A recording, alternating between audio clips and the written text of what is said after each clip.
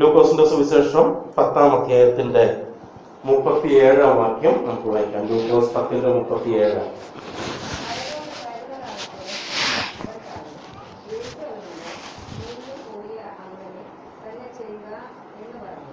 യേശു അവനോട് നീയും പോയി അങ്ങനെ തന്നെ ചെയ്യുക എന്ന് പറഞ്ഞു. ഇപ്പൊ കർത്താവ് പറഞ്ഞൊരു പ്രസ്താവനയാണ്, നീയും പോയി എന്ത് ചെയ്യുക, അങ്ങനെ തന്നെ ചെയ്യുക. നമുക്കൊക്കെ വളരെ പരിചയമുള്ളൊരു ഭാഗമാണ്.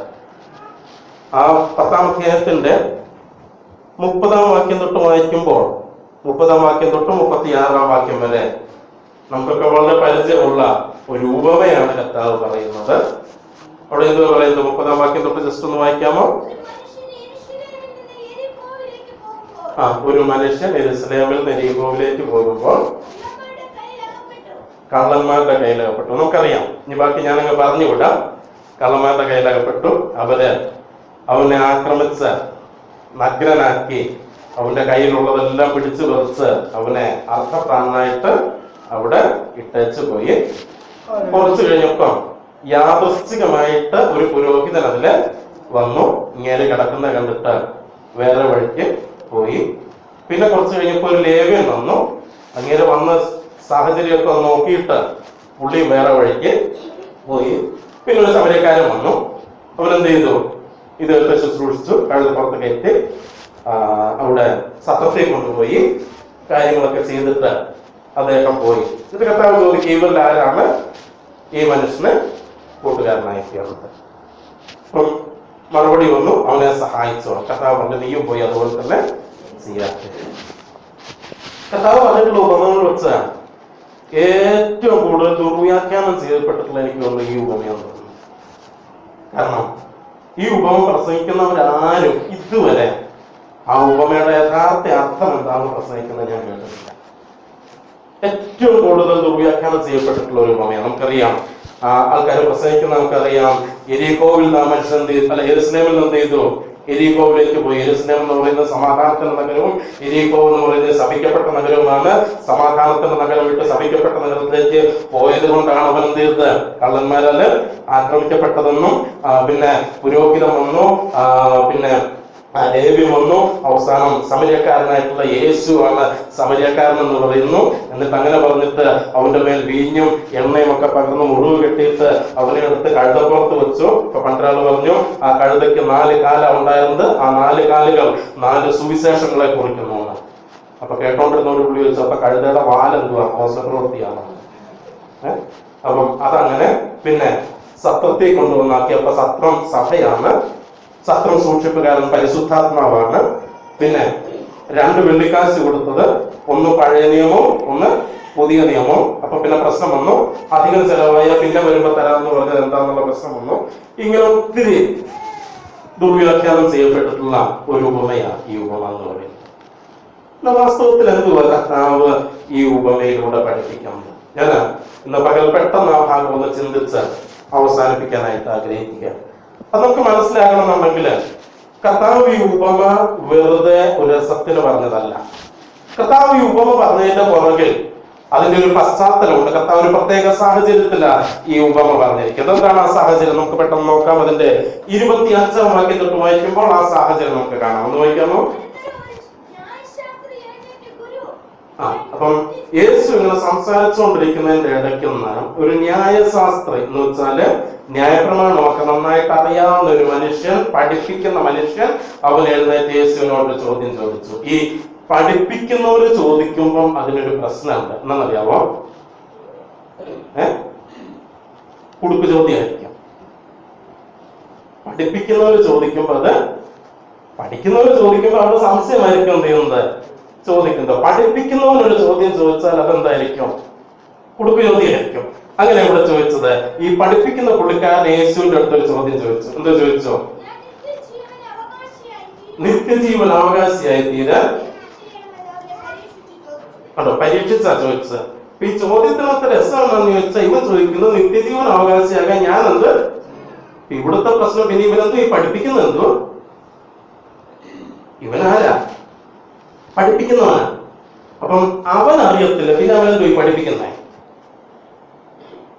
അപ്പൊ അതുകൊണ്ട് അവിടെ പറഞ്ഞ കർത്താവിനെ പരീക്ഷിച്ച് ചോദിച്ചു. കർത്താവിനെ പരീക്ഷിക്കുക ചെയ്യുന്നത്. അപ്പൊ കർത്താവ് എന്ത് മറുപടി കൊടുത്തു?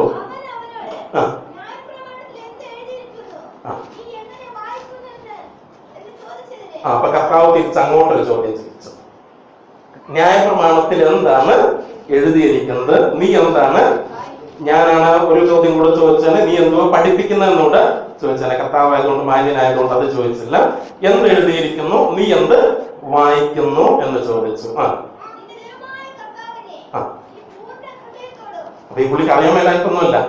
നിന്റെ ദൈവമായ കർത്താവിനെ പൂർണ്ണ ഹൃദയത്തോടും പൂർണ്ണ ആത്മാവോടും പൂർണ്ണ ശക്തിയോടും പൂർണ്ണ മനസ്സോടും കൂടെ സ്നേഹിക്കണം എന്നും കൂട്ടുകാരനെ നിന്നെ പോലെ തന്നെ സ്നേഹിക്കണമെന്നും തന്നെ. നോക്കി ഈ പുള്ളിക്കാരൻ പറഞ്ഞു നോക്കിയേ. ന്യായപ്രമാണം എന്ന് പറഞ്ഞാൽ നമുക്കറിയാം ഏറ്റവും ചുരുങ്ങിയത് അതിനകത്ത് 10 കൽപ്പനയെങ്കിലും വരും അല്ലെ. പിന്നെ അത് കഴിഞ്ഞ് വേറെ കുറെ ഒത്തിരി കാര്യങ്ങൾ. പക്ഷെ ഈ പുള്ളിക്കാരൻ പറഞ്ഞു നോക്കി ഇത് മുഴുവൻ പറയുകയല്ല ചെയ്തത്. പുള്ളി അതിന്റെ രത്ന ചുരുക്കം എടുത്തെന്ത് ചെയ്തു? അപ്പൊ പുള്ളിക്ക് അറിയാം, കാര്യങ്ങളൊക്കെ അറിയാം. അറിഞ്ഞിട്ട് അറിയത്തില്ലെന്ന് ഭാവിച്ചു വന്നേക്കായി പുള്ളിക്കാരൻ. പുള്ളി കറക്റ്റ് അതിന്റെ മെസ്സേജ് എടുത്ത് പറഞ്ഞു. നിന്റെ ദൈവമായ കർത്താവിനെ എന്ത് ചെയ്യുക? പൂർണ്ണ ഹൃദയത്തോടും പൂർണ്ണാത്മാവോടും പൂർണ്ണ ശക്തിയോടും സ്നേഹിക്കുക. നിന്നെ പോലെ നിന്റെ കൂട്ടുകാരനെയും സ്നേഹിക്കുക എന്ന് പറഞ്ഞു. അപ്പൊ കർത്താവ് എന്ത് പറഞ്ഞു? അത് തന്നെ ശരി. നീ അങ്ങനെ ചെയ്താൽ മതി. ഇതിനകത്തൊക്കെ ചോദിക്കാൻ വല്ലതുണ്ടോ? നിനക്കറിയാം എന്താ എഴുതിയിരിക്കുന്നതെന്ന്. അത് നീ എന്ത് ചെയ്താൽ മതി? ചെയ്താൽ മതി. അപ്പൊ ഉടനെ പുള്ളിക്കാരൻ എന്ത് ചെയ്തു?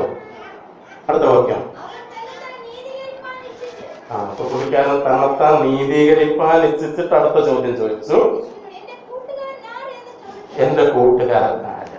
നല്ല ചോദ്യം, നല്ല ചോദ്യം, നല്ല ചോദ്യം. അപ്പൊ ആദ്യത്തെ ചോദ്യത്തിന് കർത്താവ് അവനെ കൊണ്ട് തന്നെ എന്ത് ചെയ്തു?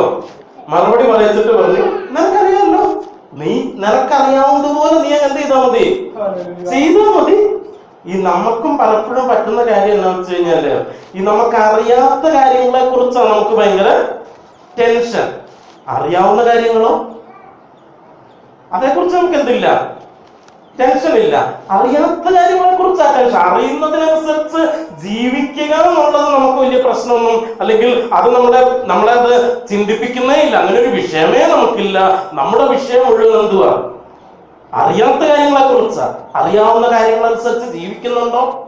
കർത്താവ് പറഞ്ഞത് നിനക്കറിയാമല്ലോ, നിനക്കറിയാവുന്നതിനനുസരിച്ച് നീ എന്ത് ചെയ്യുക? ജീവിക്കുക. അടുത്തത്. അപ്പോഴാ കർത്താവിനോട് അവൻ ചോദിച്ചത്, ഇങ്ങനെയാണെ കർത്താവ് എന്റെ കൂട്ടുകാരൻ എന്ന് വെച്ചാൽ തോന്നുന്നു ഈ പുള്ളിക്ക് ആരില്ല, കൂട്ടുകാരും ഇല്ലെന്ന് മാത്രമല്ല കൂട്ടുകാരൻ എന്ന് പറഞ്ഞാൽ എന്താന്ന് പോലും പുള്ളിക്ക് അറിയത്തില്ല. എന്തൊരു മനുഷ്യനാണ് നോക്കിയ. അയ്യോ, ഈ കൊച്ചു പിള്ളേരോട് പോലെ ചോദിച്ചു കഴിഞ്ഞാൽ അവർക്കും അറിയാം കൂട്ടുകാരൻ ആരാന്ന് ചോദിച്ചാൽ നിന്റെ തിമോത്തി നിന്റെ കൂട്ടുകാരൻ ആരാ? അവനിവിടെ അല്ലായിരുന്നു, അതാ പറ്റി. ഓക്കെ, ഞാൻ ആ ചോദ്യം പിൻവലിച്ചു. ഓക്കെ, അപ്പം നമുക്കറിയാം കുഞ്ഞു പിള്ളേർക്ക് വരെ അറിയാം കൂട്ടുകാര് ആരാണ്. പക്ഷെ ഈ മനുഷ്യനില്ല, അറിയത്തില്ലെന്നാ പറഞ്ഞത്. കൂട്ടുകാരൻ ആരാന്ന് അറിയത്തില്ല. അപ്പം കർത്താവ് കൂട്ടുകാരൻ ആരാന്ന് കാണിക്കാൻ വേണ്ടിയിട്ട് കർത്താവ് ഒരു കഥ എന്ത് ചെയ്തു? പറഞ്ഞു. അതാ കഥ. ഇനി വായിച്ചേ.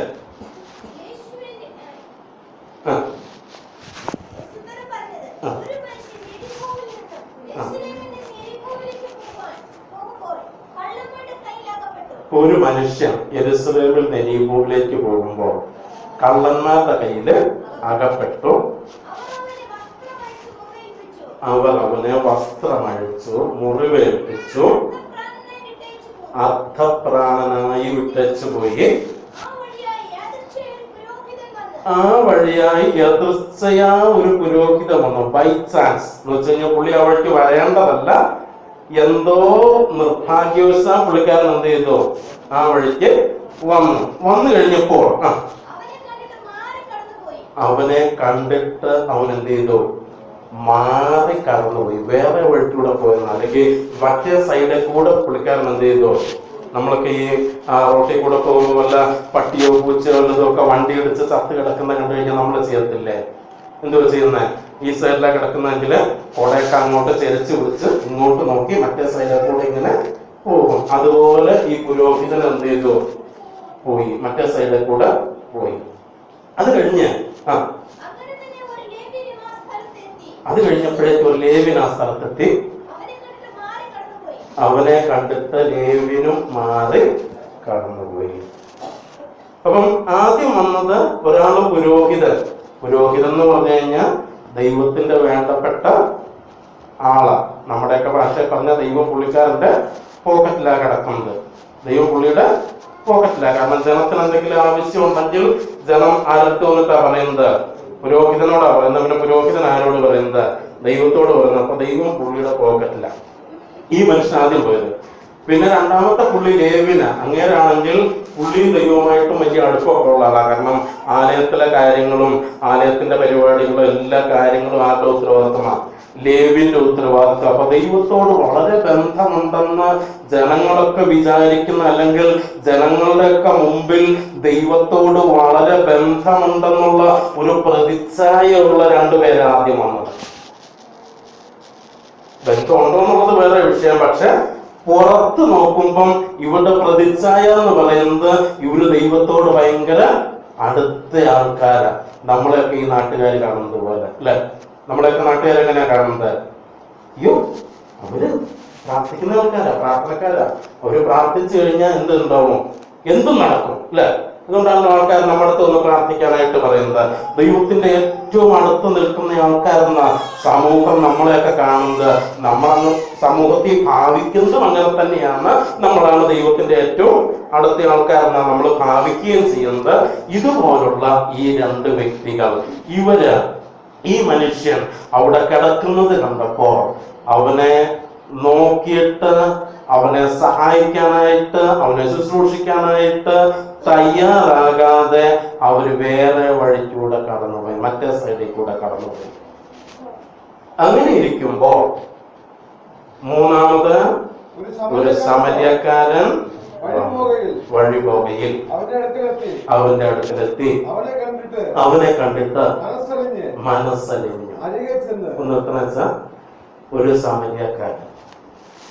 ഈ സമര്യക്കാരൻ എന്ന് പറഞ്ഞു കഴിഞ്ഞാല് നമുക്കൊക്കെ അറിയാം, യഹൂദന്മാരെ സംബന്ധിച്ചിടത്തോളം അവര് സമര്യക്കാരെ താണവരായിട്ടാണ് കാണുന്നത്. താണവരായിട്ടെന്ന് പറഞ്ഞാല് അവർക്ക് ദൈവവുമായിട്ട് ബന്ധമില്ലാത്തവരായിട്ടാ സമര്യക്കാരെ കാണുന്നത്.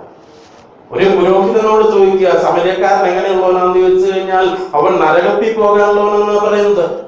അല്ലെങ്കിൽ ഒരു ലേവ്യനോട് ചോദിക്കുക, ഒരു സമര്യക്കാരനെ കുറിച്ച് അഭിപ്രായം ചോദിച്ചു കഴിഞ്ഞാൽ അവൻ കൊള്ളത്തില്ല, അവൻ വിശ്വാസിയല്ല, അവന് ദൈവവുമായിട്ട് ബന്ധമില്ല, അവന് പ്രമാണവുമായിട്ട് ബന്ധമില്ല, അവൻ നരകത്തിൽ പോകാനുള്ളവനെന്ന് ആ ലേവ്യൻ പറയുക. അങ്ങനെയുള്ള ഒരു സമര്യക്കാരൻ അവൻ അതിലെ പോകുമ്പോൾ ഈ മനുഷ്യനെ കണ്ടു. പക്ഷേ അവന് ദൈവത്തോട് ബന്ധമുണ്ട് എന്നുള്ള ഒരു പ്രതിച്ഛായ സമൂഹത്തിന്റെ മുമ്പിൽ ഇല്ലാതിരുന്നിട്ടും അവനൊരു പ്രത്യേകതയുണ്ട്. അവന് അലിയുന്ന ഒരു മനസ്സുണ്ടായിരുന്നു. ലേവ്യനും പുരോഹിതനും ഉണ്ടായിരുന്നത് കല്ലുപോലെ കട്ടിയായ പാറയായ ഒരു ഹൃദയമായിരുന്നപ്പോൾ ദൈവവുമായിട്ട് ബന്ധമില്ലെന്ന് സമൂഹം വിധിയെഴുതിയ ഈ മനുഷ്യൻ, ഈ സമര്യക്കാരന് അവന് അലിയുന്ന ഒരു മനസ്സുണ്ടായിരുന്നു. അവിടെ നമ്മൾ വായിക്കുന്നു, അത് കണ്ടിട്ട് അവൻ മനസ്സലിഞ്ഞു. എന്നിട്ട് അരികത്തേക്ക് ചെന്നു. മറ്റവർ രണ്ടുപേരും അവര് വേറെ വഴിയായിട്ട് കടന്നുപോയപ്പോൾ ഇവൻ അവന്റെ അരികിലേക്ക് ചെന്നു. എണ്ണയും വീഞ്ഞും പകർന്നു. ഞാൻ ചോദിക്കട്ടെ, ഈ എണ്ണയും വീഞ്ഞും ഇവൻ ഫസ്റ്റ് എയ്ഡ് ബോക്സുമായിട്ട് നടക്കുന്നവനല്ല. ആര് ആണോ? അല്ല. ഇവൻ യാത്രയ്ക്ക് പോയപ്പോ എന്നാ വഴിയിൽ ആരെങ്കിലും മുറിവേറ്റ് കിടക്കുന്നുണ്ടാകും. ആ നേരത്ത് എന്നാ ഇച്ചിരി ഇരുന്നോട്ടെ എണ്ണയും വീഞ്ഞെന്ന് വിചാരിച്ച് വീട്ടിൽ നിന്ന് എടുത്തിട്ട് വന്നതല്ല. പിന്നെ ഈ എണ്ണയും വീഞ്ഞും ഇവൻ എന്തിനാ കൊണ്ടുവന്നത്? വീഞ്ഞ് അവന് കുടിക്കാനായിട്ട് കൊണ്ടുവന്നതാ. വഴിയാത്രയിൽ എണ്ണ, വഴിയാത്രയിൽ അവന്റെ ആവശ്യത്തിന് വേണ്ടി കൊണ്ടുവന്നതാ. പക്ഷേ ഈ മനുഷ്യനെ കണ്ടപ്പോൾ തന്റെ സ്വന്തം ആവശ്യത്തിന് വേണ്ടി കരുതി വച്ചിരിക്കുന്ന എണ്ണയും വീഞ്ഞും ആ മനുഷ്യന് വേണ്ടി ചെലവാക്കാൻ അവൻ തയ്യാറായി. ഞാൻ ചോദിക്കട്ടെ, എന്തുകൊണ്ടാണ് പുരോഹിതനും സമരിയക്കാരനും ഇവനെ കണ്ടു കഴിഞ്ഞപ്പോൾ വഴിമാറിപ്പോയത്? മറുപടി ഇതാണ്, അവർക്കറിയാം ഞങ്ങളുടെ കയ്യിൽ നിന്ന് എന്തെങ്കിലുമൊക്കെ ചെലവാക്കേണ്ടി വരും.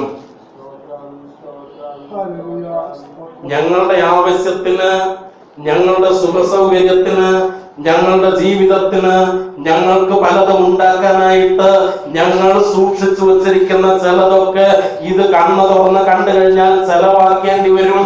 അതുകൊണ്ട് കണ്ടില്ലെന്ന് നടിച്ചു പോയപ്പോൾ ഈ സമരിയക്കാരൻ അവനത് കാണുകയും അവിടേക്ക് ചെന്ന് തന്റെ ആവശ്യത്തിന് വേണ്ടി സൂക്ഷിച്ചു വച്ചിരിക്കുന്നത് അവൻ ചെലവാക്കാനായിട്ട് തയ്യാറാവുകയും ചെയ്തു.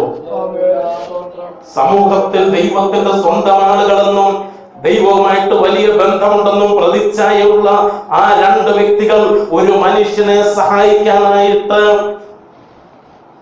അല്പം വില കൊടുക്കാൻ തയ്യാറാകാതെ അവർ മാറിപ്പോയപ്പോൾ ദൈവവുമായിട്ട് ബന്ധമില്ലെന്ന് സമൂഹം വിധി എഴുതിയവരാണ് അതിന് തയ്യാറായിട്ട് അവിടേക്ക് വന്നത്. എന്നിട്ട് എണ്ണയും വീഞ്ഞും പകർന്ന് അവന്റെ മുറിവുകളെ കെട്ടി അവനെ തന്റെ വാഹനത്തിൽ കയറ്റി വഴിയമ്പലത്തിലേക്ക് കൊണ്ടുപോയി രക്ഷ ചെയ്തു. അടുത്തത്, അപ്പം അന്ന് രാത്രി മുഴുവൻ ഈ മനുഷ്യൻ ഈ മുറിവേറ്റ മനുഷ്യന്റെ കൂടത്തിൽ നിന്നു. നിങ്ങൾ ആ സമരക്കാരനോട് ചോദിച്ചു നോക്കി, എന്നാ ബന്ധമുണ്ട് രണ്ടുപേരും തമ്മില്? ഒരു ബന്ധവുമില്ല. ആരാന്നറിയാമോ? അറിയത്തില്ല. മുൻ പരിചയമുണ്ടോ? ഇല്ല. പിന്നെ എങ്ങനെ? ഇപ്പൊ രാവിലെ വരുമ്പം വഴിയിൽ മുറിവേറ്റ് കിടക്കുന്നതായിട്ട് കണ്ടു. ആ കണ്ട പരിചയമേ ഉള്ളൂ. പക്ഷെ ഒരു രാത്രി മുഴുവൻ ആ മനുഷ്യനെ ശുശ്രൂഷിക്കാനായിട്ട് ഈ മനുഷ്യൻ തയ്യാറായി. ഒരു പരിചയവുമില്ലാത്ത, ഒരു ബന്ധവുമില്ലാത്ത, ഒരു മുൻപരിചയവുമില്ലാത്ത ഒരു മനുഷ്യന്റെ ആവശ്യത്തിൽ അവനെ ശുശ്രൂഷിക്കാനായിട്ട് ഒരു രാത്രി മുഴുവൻ ഉറക്കളച്ച് അവൻ വേദനിക്കുന്നെന്ന് പറയുമ്പോൾ തിരുമ്മി കൊടുക്കാനും, അവന് വെള്ളം വേണമെന്ന് പറയുമ്പോൾ ചൂടാക്കി കൊടുക്കാനും, അവന്റെ ആവശ്യങ്ങൾ അവന് മരുന്ന് പുരട്ടി കൊടുക്കുവാനും എല്ലാത്തിനുമായിട്ട് ഈ മനുഷ്യൻ ഒരു രാത്രി മുഴുവൻ അവിടെ ഉറക്കളച്ച് നിന്നു. അത് കഴിഞ്ഞിട്ട് പിറ്റേ ദിവസം രാവിലെ അവൻ പുറപ്പെടുമ്പോൾ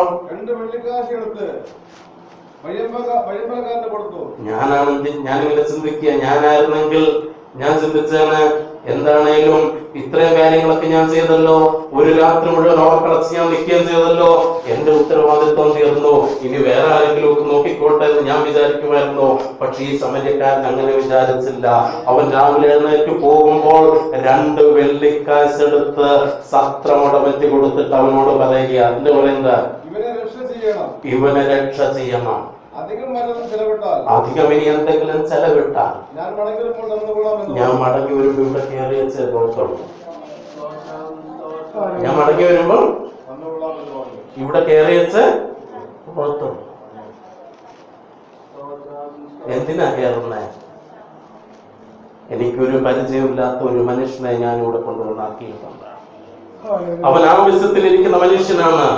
ആ മനുഷ്യന്റെ ആവശ്യത്തിന്റെ മുമ്പിൽ എനിക്ക് മുഖം തിരിച്ചു പോകാനായിട്ട് കഴിയത്തില്ല. തിരിച്ചു വരുമ്പോഴും ഞാൻ ഇവിടെ കയറും. എന്നിട്ട് അധികം എന്തെങ്കിലും ചെലവായിട്ടുണ്ടെങ്കിൽ അത് ഞാൻ തരാനായിട്ട് തയ്യാറാണ്. നോക്കുക, ഈ സമരക്കാരനായിട്ടുള്ള മനുഷ്യൻ തന്റെ സ്വന്തമെന്ന് താൻ സൂക്ഷിച്ചു വെച്ചിരിക്കുന്നത് പലതും ഈ ഒരു പരിചയമില്ലാത്ത ആവശ്യത്തിലിരിക്കുന്ന ഈ മനുഷ്യനെ സഹായിക്കാനായിട്ട് ചെലവിടുവാൻ തയ്യാറായപ്പോൾ പുരോഹിതനും ലേവ്യനും അവൻ തന്റെ കയ്യിലിരിക്കുന്നതൊന്നും ചെലവിടാനായിട്ട് അവൻ തയ്യാറല്ലായിരുന്നു.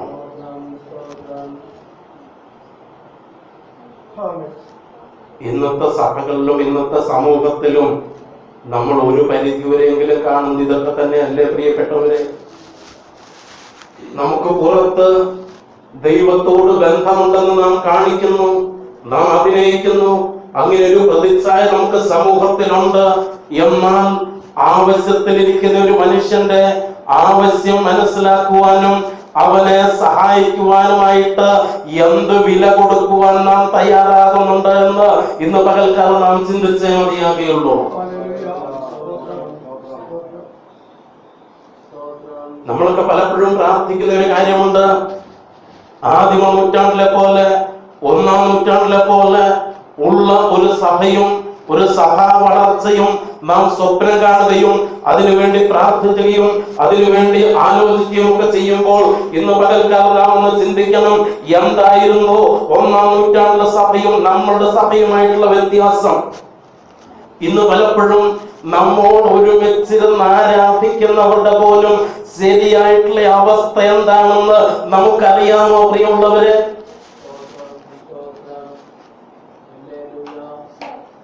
നമുക്കൊക്കെ പലപ്പോഴുമുള്ള ബന്ധങ്ങൾ അത് ഞായറാഴ്ച സഭായോഗത്തിന് വരുമ്പോൾ കാണുകയും കൈകൊടുക്കുകയും മനോഹരമായിട്ടൊന്ന് ചിരിച്ച് ക്രൈസ്തലോട് പറയുകയും ചെയ്യുന്നതിനകത്ത് നമ്മുടെ ബന്ധങ്ങൾ ഒതുങ്ങിപ്പോവുകയല്ലേ ചെയ്യുന്നത്? നമ്മോട് ഒരുമിച്ചിരുന്ന് ആരാധിക്കുന്ന സഹോദരന്മാർക്ക്, നമ്മോട് ഒരുമിച്ചിരുന്ന് ആരാധിക്കുന്ന സഹോദരിമാർക്ക് അവരുടെ ജീവിതത്തിൽ എന്താണ് വിഷയം? എന്തെങ്കിലും വിഷയമുണ്ടോ? അവർക്ക് എന്തെങ്കിലും പ്രശ്നമുണ്ടോ? അവർക്ക് എന്തെങ്കിലും സഹായം ആവശ്യമുണ്ടോ? നമ്മിൽ എത്ര പേർക്ക് അതറിയാം?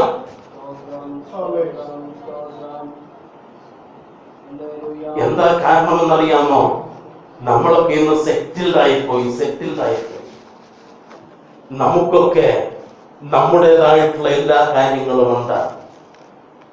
അതിനകത്ത് നമ്മൾ ഒതുങ്ങിക്കൂടുകയാ ചെയ്യുന്നത്. ഇന്ന് നമുക്കറിയാം, നമ്മളൊരു സ്ഥലം മേടിച്ചു കഴിഞ്ഞാൽ ആദ്യം ചെയ്യുന്ന എന്താണെന്നറിയാമോ? അതിന്റെ ചുറ്റും മതില് കെട്ടും. അതിലൊക്കെ തിരിച്ച് മതില് കെട്ടും. എന്നാ ഇനി ഞാനും സമൂഹവുമായിട്ട് എന്തില്ല, ഒരു ബന്ധവുമില്ല. എന്നിട്ട് അതിനകത്ത് നമ്മൾ സെറ്റിൽഡാ. നമുക്ക് നമ്മുടേതായിട്ടുള്ള പലതുമുണ്ട്. നമുക്ക് നമ്മുടേതായിട്ടുള്ള സകല സൗകര്യങ്ങളുമുണ്ട്. നമുക്ക് നമ്മുടേതായിട്ടുള്ള സകല കാര്യങ്ങളുമുണ്ട്. ഇതെല്ലാം ഉള്ളത് കൊണ്ട് ഇതിനകത്തെല്ലാം സംതൃപ്തരായി നാം മുൻപോട്ട് പോയിക്കൊണ്ടിരിക്കുമ്പോൾ ഒന്നാം നൂറ്റാണ്ടിലെ ഒരു സഭാ വളർച്ചയോ സഭയിലെ അന്തരീക്ഷമോ നാം പ്രതീക്ഷിക്കുന്നെങ്കിൽ നാം ആണ് ഈ ലോകത്തിലെ ഏറ്റവും വലിയ വിഡ്ഢികൾ. അവിടെ നിന്ന് നാം പുറത്തു വന്നേ മതിയാകുകയുള്ളൂ. നമ്മുടെ അടുത്തിരിക്കുന്ന സഹോദരന്റെ, നമ്മുടെ അയൽപക്കത്തുള്ള സഹോദരന്റെ വേദന എന്താണെന്ന്, അവന്റെ ആവശ്യം എന്താണെന്ന്, അവന്റെ പ്രശ്നം എന്താണെന്ന് തിരിച്ചറിയാനായിട്ടുള്ള ഒരു മനസ്സും അത് തിരിച്ചറിയുമ്പോൾ തുറക്കപ്പെടുവാനായിട്ടുള്ള ഒരു കൈയും നമുക്കുണ്ടെങ്കിൽ ഈ സമൂഹത്തിൽ ഇനി സഭയ്ക്ക് എന്തെങ്കിലും സ്വാധീനം ചെലുത്തുവാനായിട്ട് കഴിയുകയുള്ളൂ. പണ്ടൊക്കെ നമ്മുടെ നാട്ടില് നിലനിന്നിരുന്ന ഒരു മനോഹരമായിട്ടുള്ള ഒരു കീഴ്വഴക്കം ഉണ്ടായിരുന്നു. രാത്രിയിൽ അത്താഴം കഴിഞ്ഞ് പടിപ്പുര അടയ്ക്കുന്നതിന് മുൻപ് അവിടെ പുറത്തേക്ക് ഇറങ്ങി നിന്നിട്ട് ഇവിടെ ആരെങ്കിലും അത്താഴ പട്ടിണിക്കാരുണ്ടോ എന്ന് വിളിച്ചു ചോദിക്കുന്ന ഒരു പാരമ്പര്യം നമ്മുടെ സമൂഹത്തിലുണ്ടായിരുന്നു. എന്നാൽ ഇന്ന് അതെല്ലാം അന്യം നിന്നുപോയി.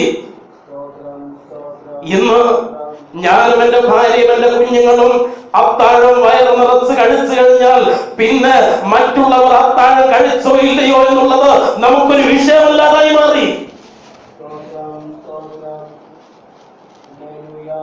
ഇതിനൊരു മാറ്റം നാമായിട്ട് കൊണ്ടുവന്നേ പറ്റുകയുള്ളൂ. ഇവിടെ അതാ സംഭവിച്ചതാണ്. ദൈവത്തോട് ബന്ധമുണ്ടെന്ന് അഭിമാനിക്കുന്ന ആ വ്യക്തികൾ അവർ തങ്ങളുടെ ചിലത് ചിലവാക്കേണ്ടി വരുമെന്നുള്ള ചിന്തയിൽ അവർ വഴിമാറി കടന്നുപോയപ്പോൾ ദൈവവുമായിട്ട് ബന്ധമില്ലെന്ന് സമൂഹം വിധി എഴുതിയ ഒരു മനുഷ്യൻ അവൻ അത് ചെയ്യാനായിട്ട് തയ്യാറായി മുൻപോട്ട് വന്നു. എന്നിട്ട് അതിന് 36-ാം വാക്യത്തിൽ കർത്താവ് മനുഷ്യനോട് ചോദിക്കുന്ന ഒരു ചോദ്യമുണ്ട്. കള്ളന്മാരുടെ കയ്യിൽ അകപ്പെട്ടവന് ഈ മൂവരിൽ ഏവൻ കൂട്ടുകാരനായി തീർന്നു എന്ന് നിനക്ക് തോന്നുന്നു? അവനോട് കരുണ കാണിച്ചവനെന്ന് അവൻ പറഞ്ഞു. യേശു അവനോട് നീയും പോയി അങ്ങനെ തന്നെ ചെയ്യുക. എങ്ങനെ ചെയ്യുക? കർത്താവ് 36-ാം വാക്യത്തിൽ ചോദിച്ച ചോദ്യം, കള്ളന്മാരുടെ കയ്യിലകപ്പെട്ട ഈ മനുഷ്യന് ഈ മൂവരിൽ ആര് കൂട്ടുകാരനായി തീർന്നു? ഈ മനുഷ്യൻ, ഈ ന്യായശാസ്ത്രി യേശുവിനോട് ചോദിച്ച ചോദ്യം എന്തുവാ? എന്റെ കൂട്ടുകാരൻ ആര്? യേശു ഇപ്പൊ ചോദിക്കുന്ന ചോദ്യം ഇവന്റെ കൂട്ടുകാരൻ ആരെന്നല്ല, ഇവൻ ആര് കൂട്ടുകാരനായി തീർന്നു. എന്നിട്ട് യേശു പറയുക, നീയും അതുപോലെ പോയി ചെയ്യുക. എന്ന് വെച്ചാൽ നീ ചെയ്യേണ്ടത് നിന്റെ കൂട്ടുകാരൻ ആര് എന്ന് അന്വേഷിച്ച് നടക്കുന്നത് നിർത്തിയിട്ട് മറ്റുള്ളവരുടെ കൂട്ടുകാരനാകാനായിട്ട് നീ മുൻപോട്ടേക്ക് പോവുക. ഈ മനുഷ്യൻ ചോദിച്ചത് എന്റെ കൂട്ടുകാരൻ ആരാന്ന. കർത്താവ് പറഞ്ഞു ആ ചിന്ത അവസാനിപ്പിച്ച്. കാരണം ആ ചിന്ത നിന്നെ തന്നെ നീതീകരിക്കാനായിട്ട് നീ ചിന്തിക്കുന്നത്. ആ ചിന്ത അവസാനിപ്പിച്ചിട്ട് എന്റെ ചോദ്യം ഇതാണ്, ആരാണ് കൂട്ടുകാരനായി തീർന്നത്? അതുപോലെ നീ പോയി ചെയ്യുക. ആവശ്യത്തിലിരിക്കുന്നവർ ഇവിടെ ഒത്തിരി ഉണ്ട്. ഇവിടെ ആവശ്യം കൂട്ടുകാരായി തീരുവാൻ മനസ്സുള്ളവരാണ്.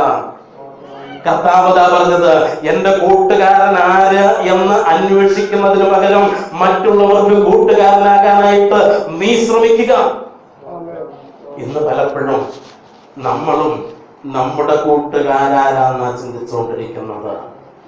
നമ്മുടെ കൂട്ടുകാരാരാ എന്നുള്ള ചിന്തക്കകത്ത് ഉള്ളൊരു മനോഭാവം ഞാൻ പറയാം. അതും ഈ കർത്താവ് പറഞ്ഞത് തമ്മിലൊരു വലിയ വ്യത്യാസമുണ്ട്. കാരണം നമ്മുടെ കൂട്ടുകാരനെ നമ്മൾ തേടിക്കൊണ്ടിരിക്കുന്നത് എങ്ങനെയാണെന്നറിയാമോ? എനിക്കൊരാവശ്യം വരുമ്പോൾ എന്നെ സഹായിക്കുന്നവൻ ആരാണോ അവനാണ് എന്റെ കൂട്ടുകാരൻ. അവനെ ഞാൻ തിരിച്ചു എന്ത് ചെയ്യാം? സഹായിക്കാം.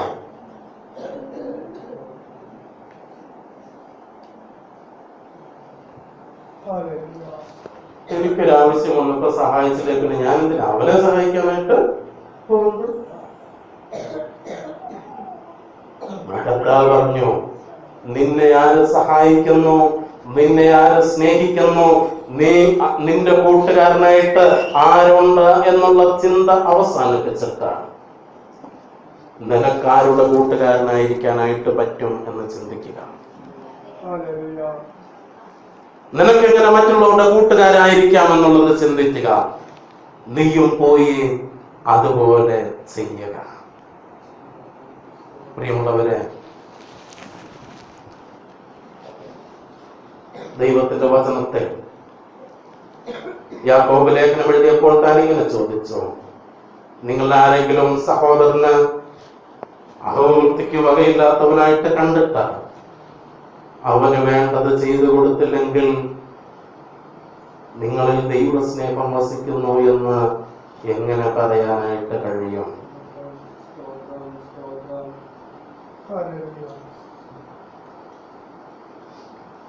ഇത് ദൈവസഭയുടെ മുമ്പിൽ, നമ്മുടെ ഓരോരുത്തരുടെയും മുമ്പിൽ ഒരു വെല്ലുവിളിയാണ്. നമ്മോടൊരുമിച്ചിരുന്ന് ആരാധിക്കുന്നവർ, നമ്മോടൊരുമിച്ചിരുന്ന് പ്രാർത്ഥിക്കുന്നവർ, അവർ എങ്ങനെയുള്ളവരാണെന്ന് മനസ്സിലാക്കാനുള്ള ആഴമായ ഒരു കൂട്ടായ്മ ബന്ധത്തിലേക്ക് നമുക്ക് ഈ ദിവസങ്ങളിൽ മടങ്ങി വരാം. ആദിമസഭയുടെ അവസ്ഥ അതായിരുന്നു. ഞാൻ ചോദിക്കട്ടെ, വർഷങ്ങൾക്ക് മുമ്പ് ഇവിടെ ഈ സഭ ആരംഭിച്ചപ്പോഴും ആ കഴിഞ്ഞ കാലങ്ങളിലുമൊക്കെ അങ്ങനെ ഒരു ബന്ധം ഇതിനകത്തുണ്ടായിരുന്നു.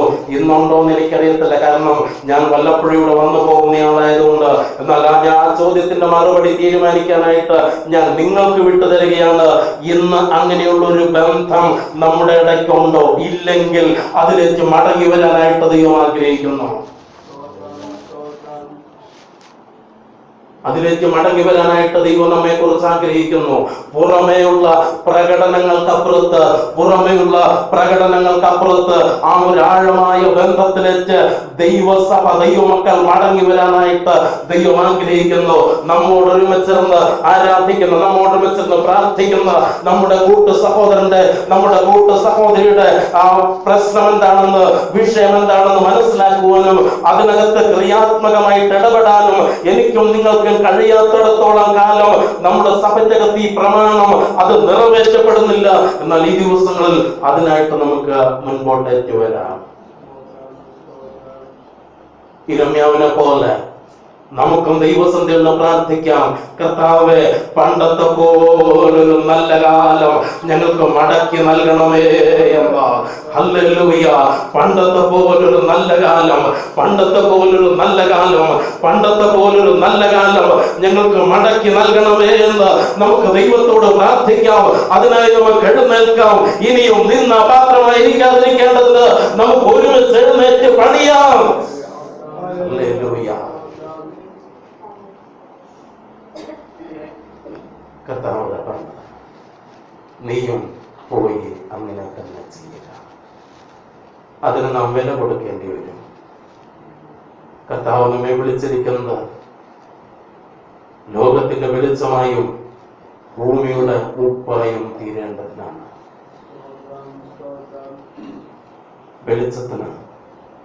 വെളിച്ചമായി തീരേണ്ട, ഉപ്പായി തീരേണ്ട നാം ആ ദൗത്യം മറക്കരുത്.